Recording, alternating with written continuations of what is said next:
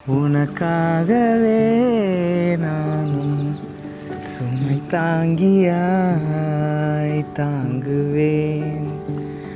உன் கண்களின் ஓரம் எதற்காகவோ ஈரம், கண்ணீரை நான் ஆற்றுவேன். வேதனை தீரலாம், வெறும் பனி விலகலாம். பெண்மேகமே புது அழகிலே நாம் இணையலாம். உறவுகள் தொடர்கதை, உணர்வுகள் புது கதை.